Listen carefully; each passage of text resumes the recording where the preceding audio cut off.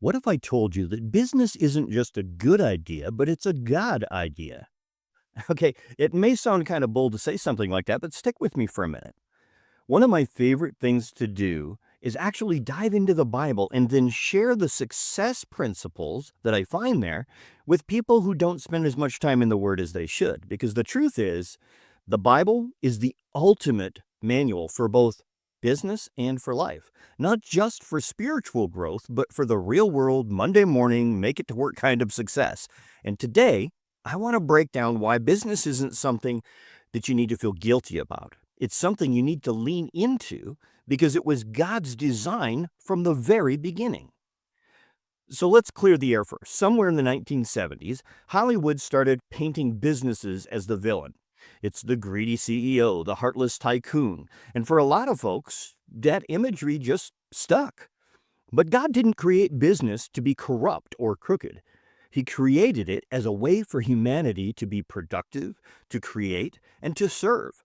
Business, at its core, is about solving problems and meeting needs. And that is deeply spiritual. Look at Ecclesiastes 5:3. A dream cometh through a multitude of business. You want your dreams to come true? You don't get there by sitting in traffic, staring at the same bumper for 40 years. You get there by building something that solves real problems, and then serving people well enough that they pay you for it. Business isn't just a path to profit, it's a vehicle to purpose. Think about it. When you run a business that's legal, ethical, and moral, the more revenue it generates, the clearer the proof that you're doing something valuable. It's not greed. It's impact measured in dollars. Every dollar is a thank you note from someone that you served. Think about that. I'm going to say it again. Every dollar is a thank you note from someone you served. Now, let's talk New Testament, because some folks say, yeah, that's Old Testament and the New Testament's all about heaven, but that's just not true. In 1 Thessalonians 4:11 and 12, it tells us, study to be quiet and to do your own business, so that you may walk honestly and lack nothing. Did you catch that? Do your own business. And it ties in as it continues on into that you may lack nothing. So it isn't just mind your business, shut up and don't talk about anybody else. It's literally to do your business. Why? It says so you lack nothing, so you can pay your bills, right? Live with integrity and lack nothing. That sounds like prosperity with purpose, not prosperity just for prosperity's sake. In Ephesians 5:16 it says, redeem the time because the days are evil. And when you dig into the word redeem, it means to buy back, to rescue from loss, to improve opportunity. In other words, business gives you the power to buy back your time, rescue it from loss, and increase your impact because life is hard and time is short, folks.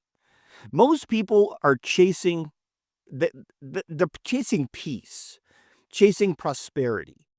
But what they're really chasing is freedom. Not freedom from all responsibility, but the freedom to create, to give, to live, and to impact. Jesus said in John 8, if you continue in my word, you'll know the truth, and the truth will make you free. Truth is what frees us. And the truth is, God's plan for his people was always value exchange. Serve, provide, build, and be blessed in the process. Look at Abraham, the father of faith. God tells him in Genesis 12, leave your land, leave your father's house. I'm going to show you something new. God was saying, get away from what is familiar to you. Get away from those who only see what you used to be. Because sometimes the only way to become more than what people expect is to walk away from what people have already always known. Then in Genesis 13, it says, and Abraham was rich in cattle, in silver, and in gold. And now that sounds like business to me. That sounds like abundance to me. That sounds like prosperity to me. But not for the sake of abundance and prosperity, but for the sake that when the world looked at Abraham, they knew that God was his God. When you keep reading in Scripture, you'll find that Abraham He was a businessman. Isaac was a businessman. Jacob was a businessman. Solomon, he was a businessman. Yes, he was a wise king, but he was also a businessman. Even Jesus, in Matthew 13, compares the kingdom of heaven to a business multiple times. Not once does he compare it to a church building. Why?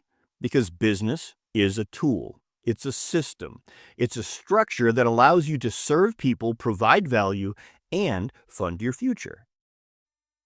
Now, let me leave you with this. Proverbs 10:22 says, "The blessing of the Lord, it maketh rich, and he addeth no sorrow to it."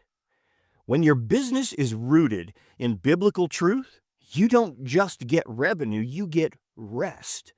You get to make money and make meaning, serve people and sleep well, be blessed and be a blessing. So yes, business is a good idea because business is God's idea.